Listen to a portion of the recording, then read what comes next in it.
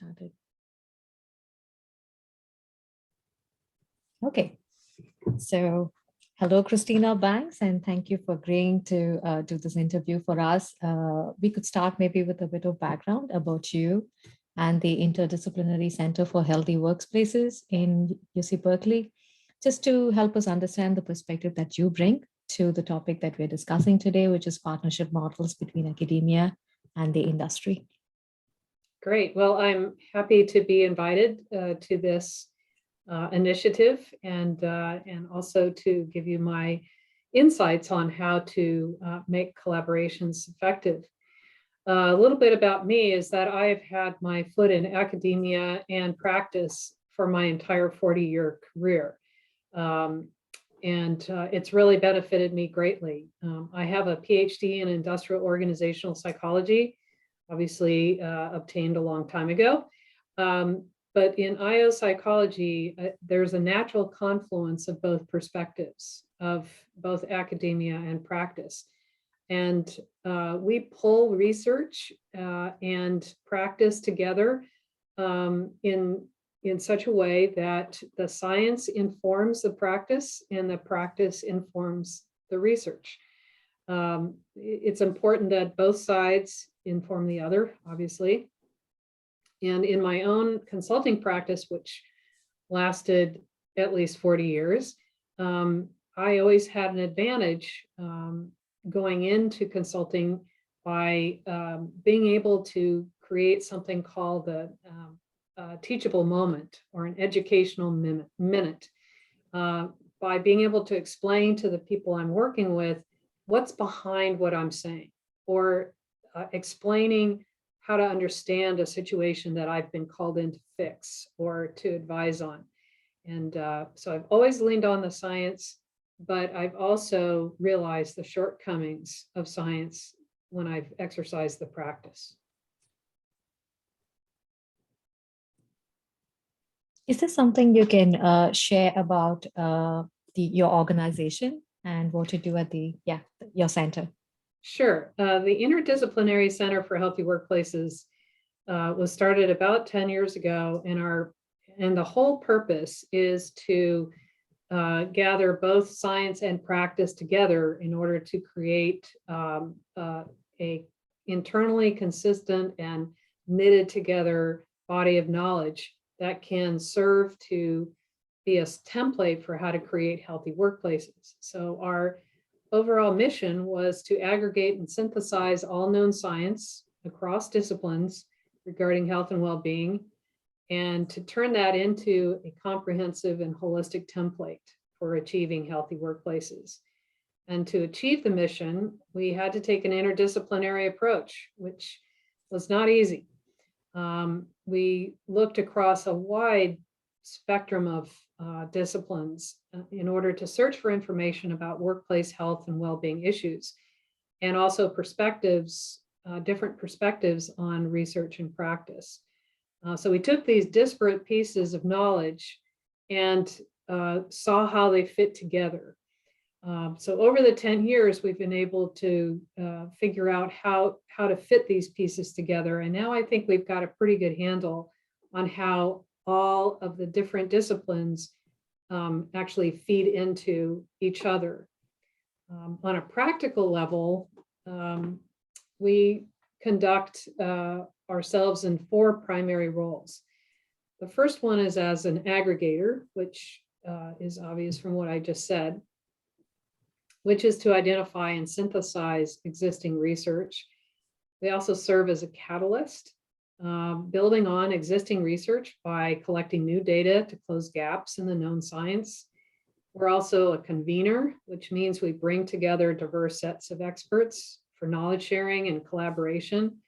And we also serve as an advisor based on our knowledge and experience gleaned from these different disciplines. We offer advice and consultation on different aspects of workplace health and well-being. So those 4 roles have really been the 4 pillars of what we're trying to do with our organization. And I should also mention that we're completely self-funded. which is not easy. So we're not a line item in anybody's budget. The state doesn't support us, the school doesn't support us. So all of our work is actually conducted either voluntarily or through donations, research grants, research gifts, and occasional distributions of funds from entities on campus. So we do what we can with what we're given. Awesome. Thank you for sharing that, Christina. I mean, you spoke about your mission and then these 4 pillars that you mentioned. Is there any sort of a model that you adopt when you're going in for these academic and industry collaborations? And I mean, what are some of the goals that you have which drive these partnerships, and what's the kind of structure that you go for? So it's really a good question. And in some ways, what we do is opportunistic in hearing about issues that in entities in the industry, across industries actually, what issues they have. And then we think about what do we know that might inform some resolution of those issues or some approach to improving it. But one thing that has actually been kind of a tried and true approach is to be able to present a way of understanding health and well-being in terms that relate directly to the parties that I'm talking to. And that could mean both researchers and practitioners, as well as professionals in companies and professional societies and nonprofits, government agencies, to be able to talk about something that all of them can relate to. And so we did understand, after looking at all this science in the literature, that the underlying theme in all of the research was that it could be reduced down to basic human needs.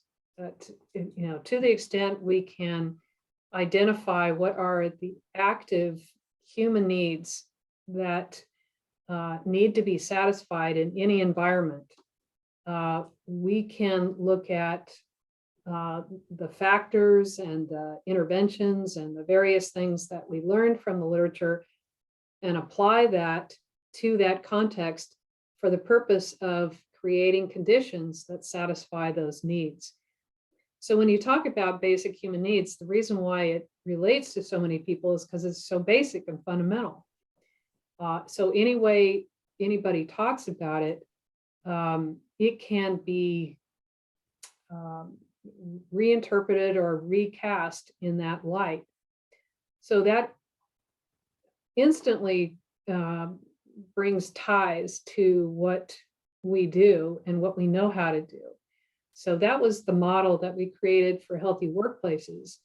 And then talking about how do you create healthy workplaces through need satisfaction, with all the science behind it, which says when needs are satisfied, you get health and well-being, you get work motivation, you get all these great organizational outcomes, and you get people committed and productive in their environment. So, if the science is behind it, then we know, this is a good framework to use. On that note, is there any successful partnership or a collaboration that you might be able to share that you've been involved in? Sure. Of course, we've had several collaborations, but one probably stands out among all of them, and that is a partnership that we had with HGA Architects based out of Minneapolis. And it's probably familiar to all of your EDRA colleagues. The reason why I'm talking about it is that we had a mutual interest in knowing more about Gen Zs. So obviously, HGA's clients really need to know how to build workspaces that will attract and retain Gen Zs, because they're the next generation coming into the workforce, and they're kind of different from other older generations. So they need to figure out a competitive advantage in their practice for serving the needs of their clients and attracting new clients. And we, as an organization, wanted to know what are the physical, environmental factors that should be billed for? What are the driving motivations and satisfiers for Gen Z? So the way this all came about, without taking too much time to describe it, but it really came about from a conversation at a Coronet Global Summit lunch discussion. So I sat next to an HGA architect, and when we started talking, she introduced, hey, this is something we want to know. And I said, this is something we know a little bit about because we had already conducted a bunch of workshops with Gen Zs on how to design for healthy workplaces. So they said, let's work together. So it turns out we started talking about how to create a project together where Berkeley would do all of the research design, attracting the students, figuring out how to lay out all of the research steps, get the approvals from IRB, and everything on the side of data collection on the initial steps. And then HGA had a critical role of translating what we understood to be the interests and preferences and desires for need satisfaction into design features. So we, of course, did the data collection together, but then HGA took that information, conducted a charrette at their office, and they started talking about, well, what would that mean in terms of the lobby? What would that mean in terms of reception? What would that mean in terms of workspace? And then they went through all of the different aspects of designing and came up with some very smart designs, very cool designs. And then they did something else, which really attracted us. They turned it into virtual reality scenarios. And those virtual reality scenarios, it had an embedded survey data collection method. And I don't know how many architectural firms have this, but I can tell you that that's something that Berkeley wouldn't have had. So we designed the questions for the survey that was embedded. They created all of the virtual reality scenarios. We went back to Berkeley and administered another data collection where students went through each of the scenarios, answered the questions. And the whole idea was to validate what we had learned in the beginning. So, the designs were definitely relevant to what they were saying earlier, but we had enhancements in terms of, what are additional features and what else would you like to have and so on. It was such a vivid experience on the part of these students. They didn't want to give up the glasses, they wanted to keep exploring. So what happened as a result is that we ended up analyzing the results together, writing up the results, and then co-creating presentations that we made to several professional societies, both within architecture and design, like Coronet and EDRA, but we also presented it to other societies that were apart from this, but interested in Gen Zs again and their health and well-being. So we presented it to a occupational health psychology conference and a wellness at work conference. So it was a win-win-win all around. Everybody was excited that we came out with some really great results. I think that's a really interesting project. And I remember speaking, with you earlier on this and some of the details of that study. Was there something that you felt went beyond the original goal of this particular partnership than what you had, started with? Well, Actually, there was a follow-on project because it went so successfully, and that was raising another question that didn't concern Gen Zs directly, but involved all generations in organizations. We focused on continuous learning. So instead of health and well-being, we said, well, how would you design for continuous learning? Well, there isn't hardly anything out there that is on that topic.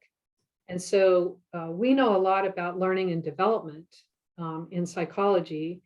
And so we combined our knowledge of what are the behaviors associated with continuous knowledge. What do people want to do in order to gather new knowledge that's not part of formalized training?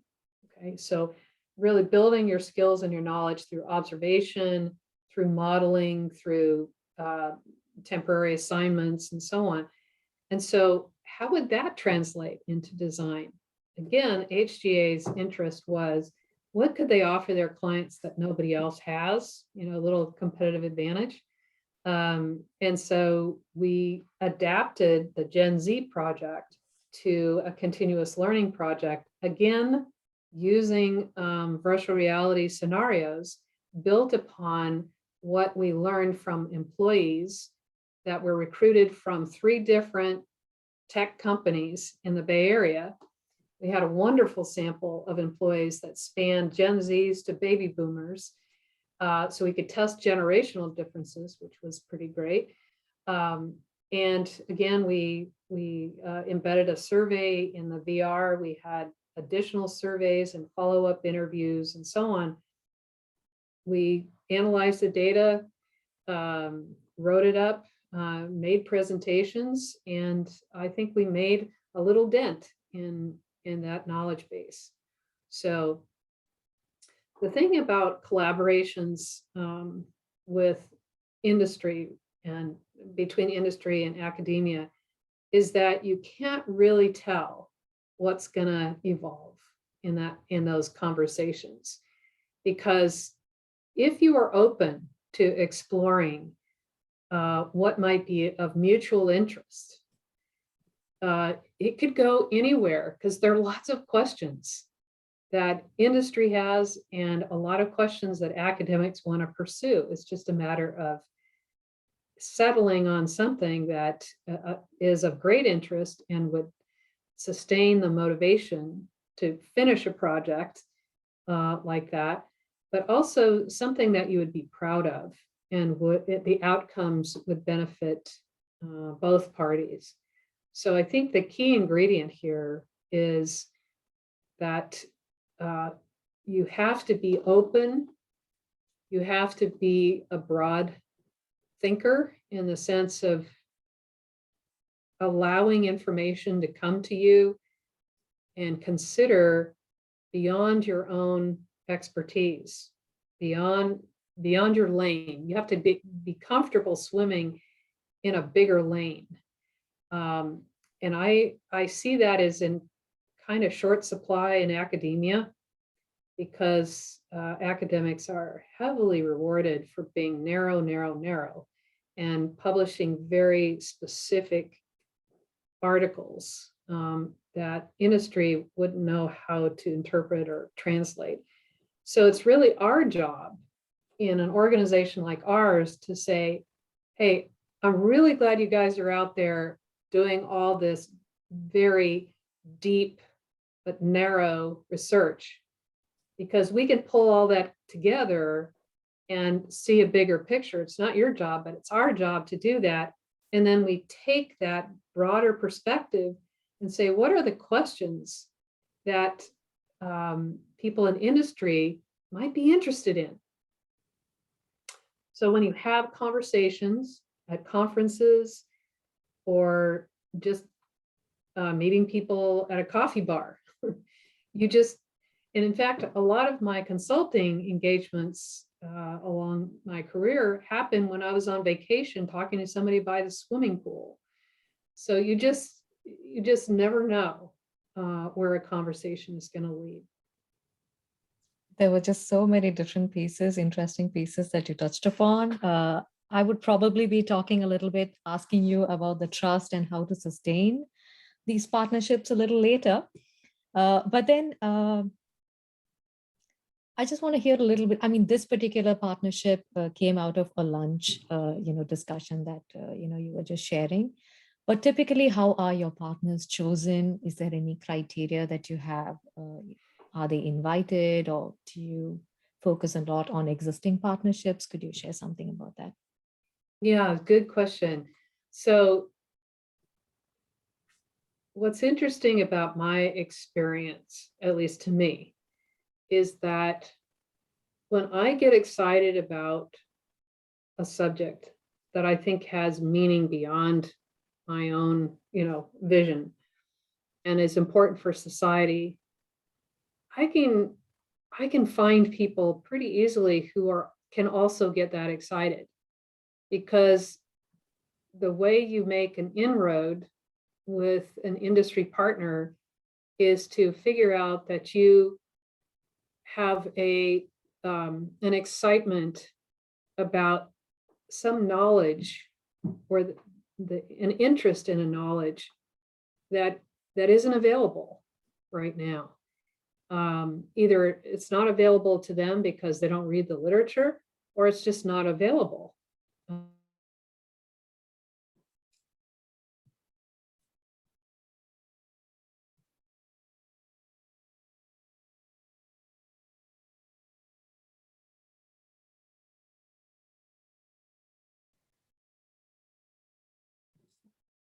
I think I just missed you for a couple of seconds there, and then yeah, it just froze. So Okay, sorry. Yeah, it looks like my internet is kind of low. Um,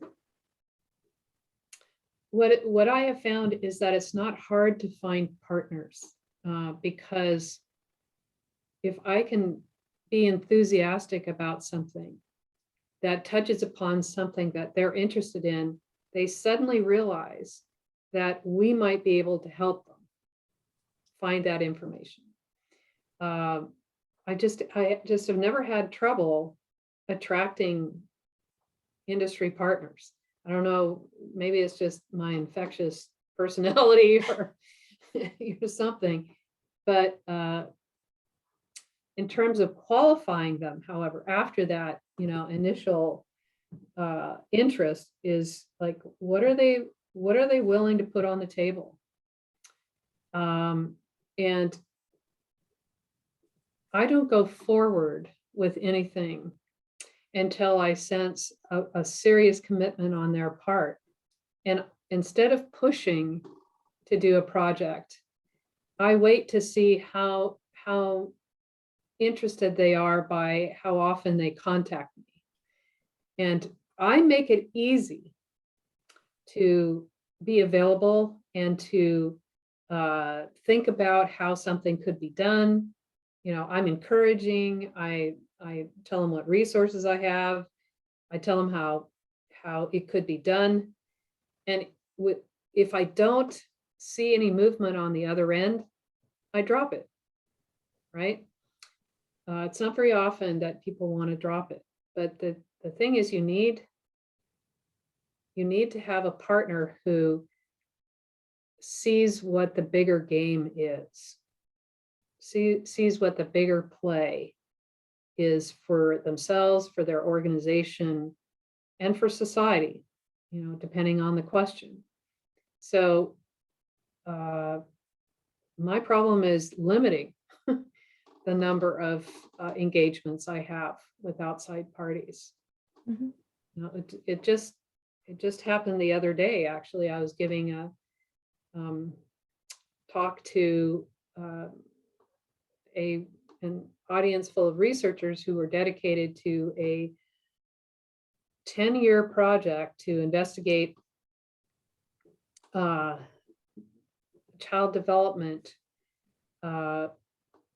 through examining prenatal care by the mothers and postnatal care of the children. I'm not describing it very well, but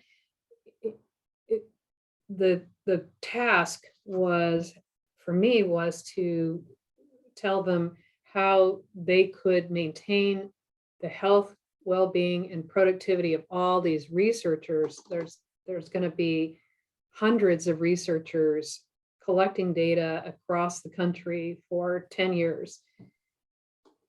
And what I learned is that with this kind of project, it's going to be extremely difficult to retain their researchers on staff for that long time. And also that what they're being asked to do is really difficult, like MRIs of babies and blood draws and all sorts of things that are, and they're going to be working with drug addicted mothers as well, recovering alcoholics and drug addicted kids, mothers. So while I was giving my talk, the principal investigator said, you know what, this is a research project for you. What interventions would you create for this workforce on this project? And would you like to track it over 10 years? So, you know, you can, it's kind of like that, where if you are open to hearing what people's requests are, sometimes you understand that they're a willing partner and they have probably more skin in the game than you do. So we may go forward and do that project. Okay. On that note, because you speak about some challenges specific to the kind of project that it is, what are other challenges or roadblocks that you have faced in different partnerships that you've been involved in?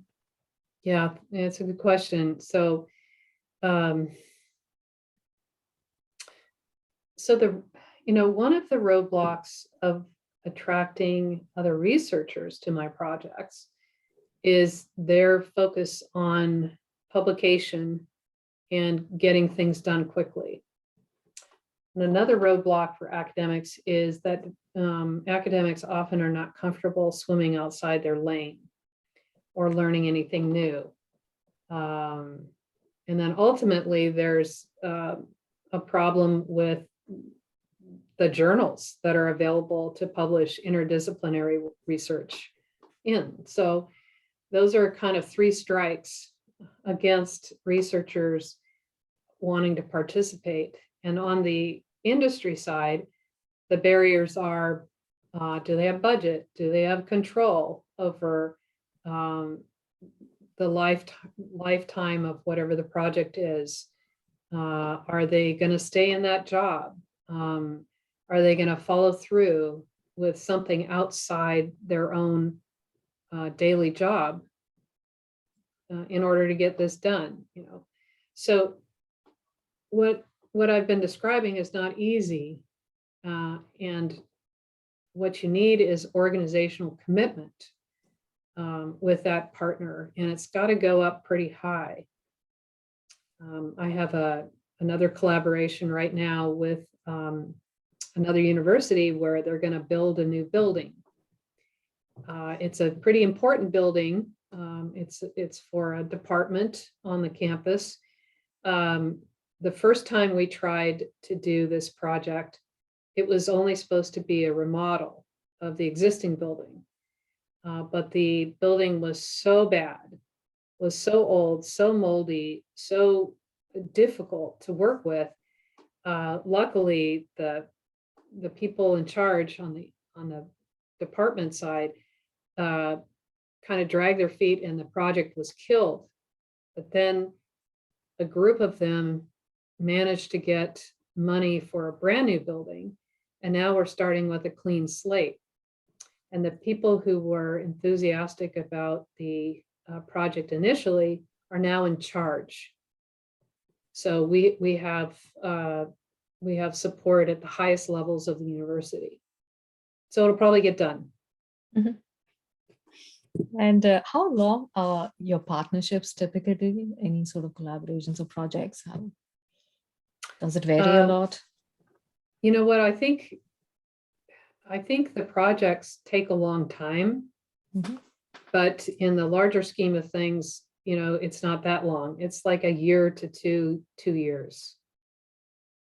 With the HGA project, it took us about 2 years to do the first project on Gen Z and a couple of years to do the project on continuous learning. So they can take a long time because this isn't their day job, So if they are committed to it, then they do dedicate resources and their time, but it's when they can.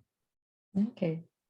So you've shared so many incidents now of different collaborations and partnerships that you've had.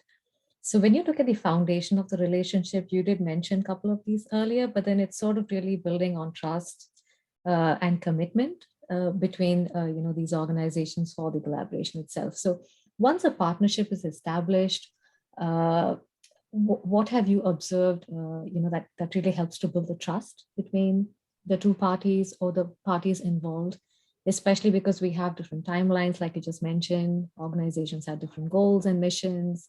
So how do you actually maintain that?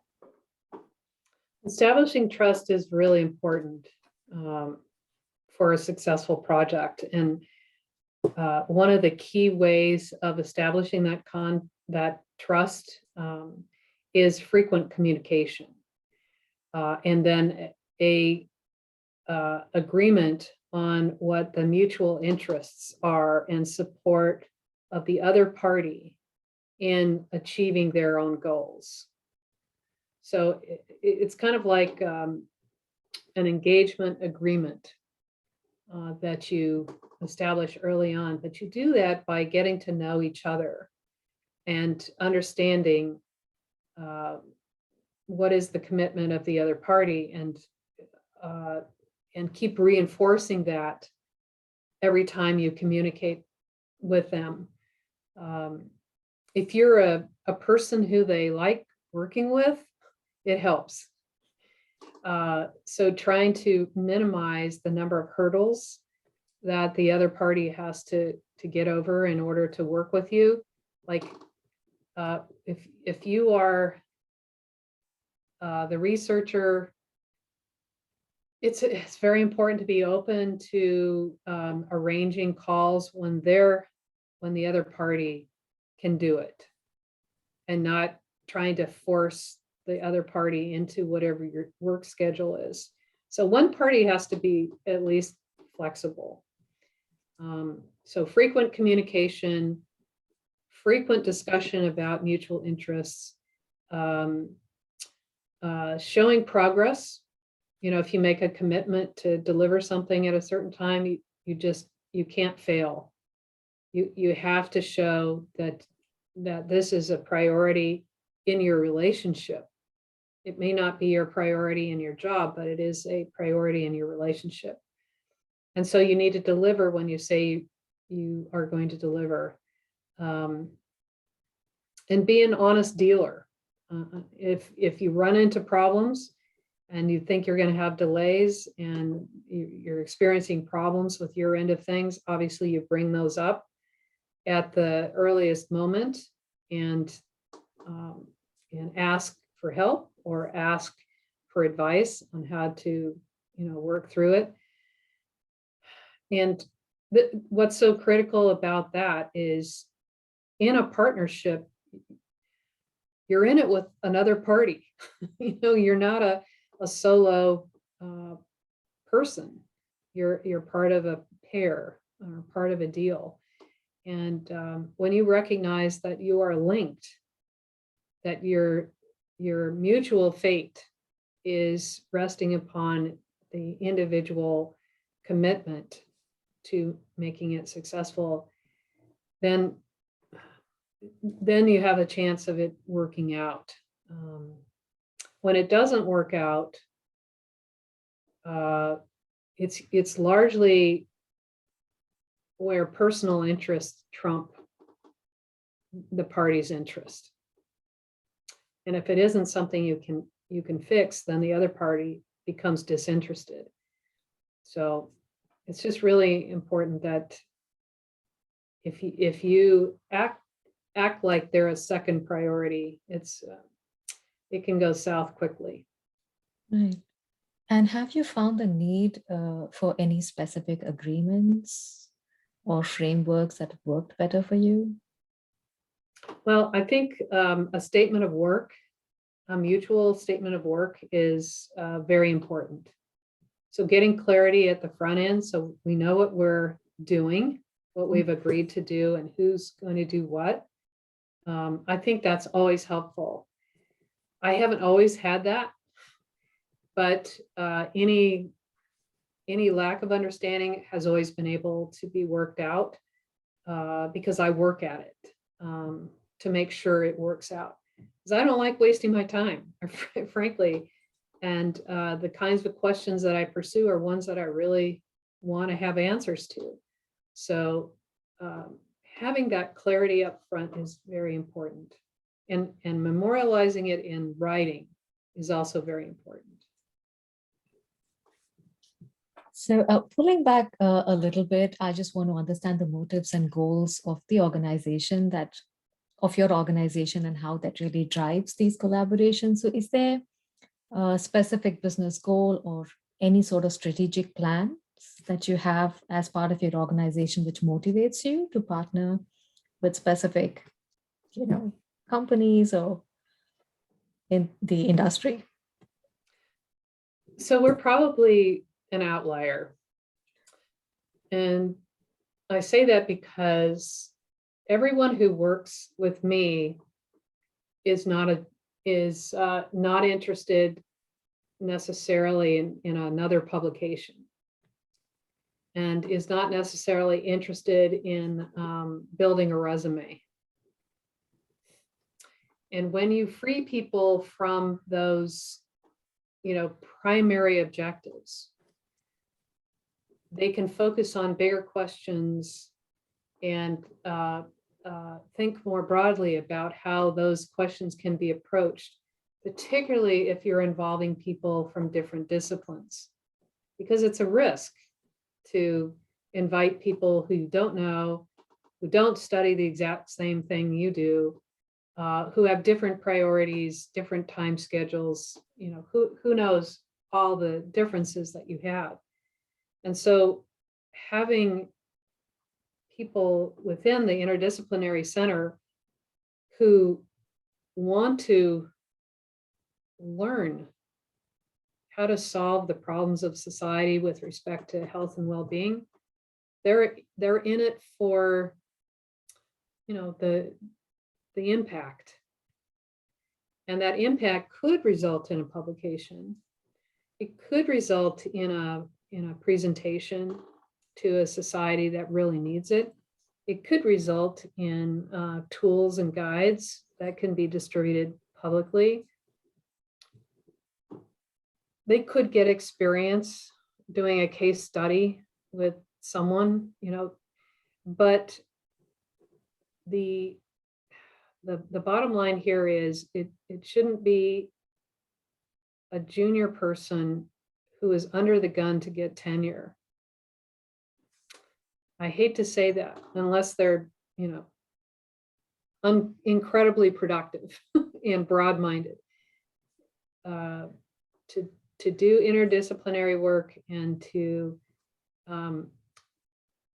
consciously collaborate with industry on tough questions takes time. Mhm. And you have a different goal than padding your resume. So that's why I think we're an outlier. And you've been part of so many partnerships.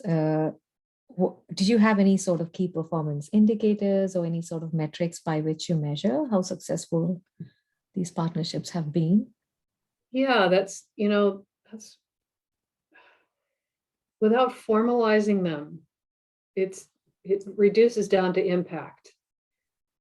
What kind of impact have you made with what you've done? So one impact is, are people using your tools? Are people applying what you've recommended? Have you been able to change a workplace so that people are happier and more productive and feel better. So there are many ways of looking at that. And, the typical targets like publications and academic talks and inventing something new, new technology or something like that. I don't think it applies as neatly to societal change. And so you look for the things that indicate that you've changed something in a way that can be leveraged. So I do look for whatever we do in terms of its leverage capability. Like I try to change how service providers think about what they deliver to customers so that whatever change they make, it affects a lot of people.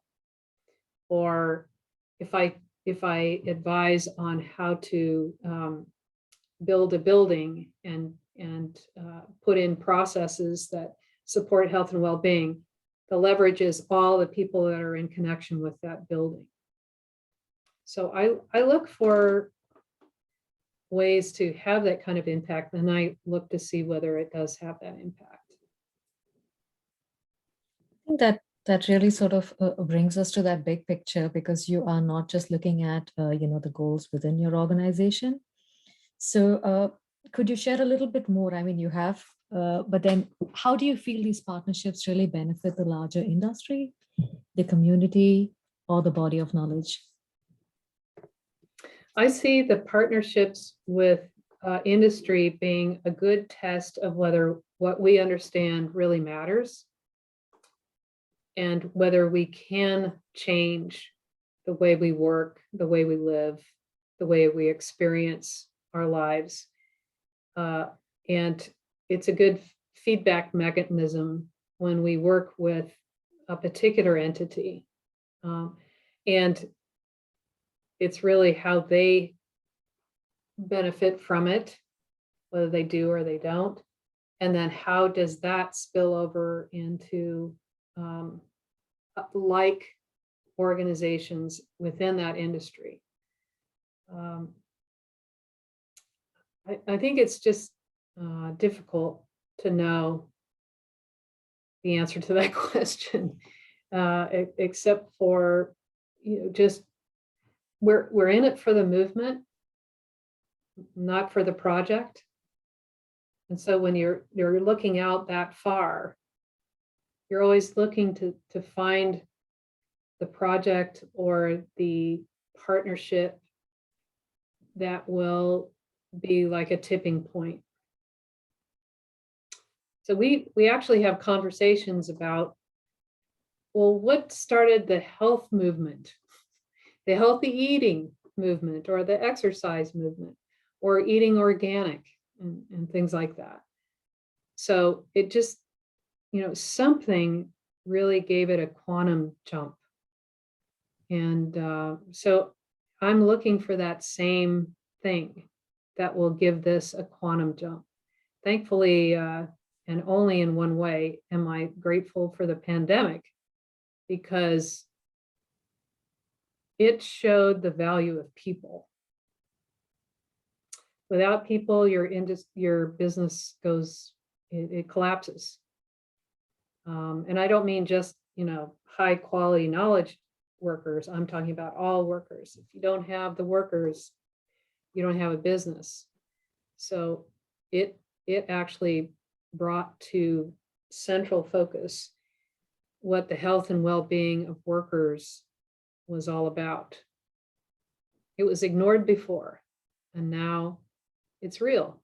So how can we take advantage of that to move this movement forward? How can we get it to catch on?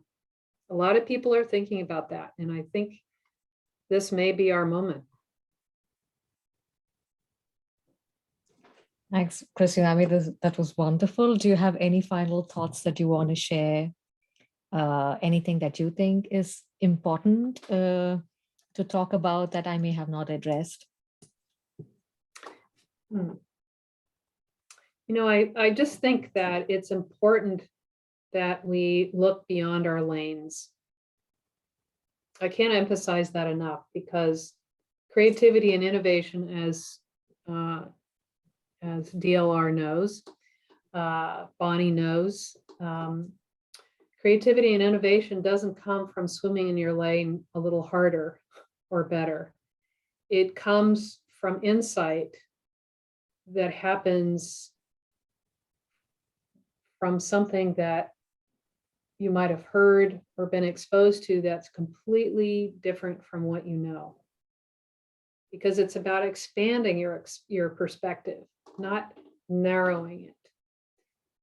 So society in general would obviously benefit by expanding our perspectives and swimming in wider lanes. But in academia, and in practice, it's too tempting to do the same thing over and over and over again, only in slight variations, because we've got this efficiency bug that if we're not time efficient and resource efficient, somehow it's bad.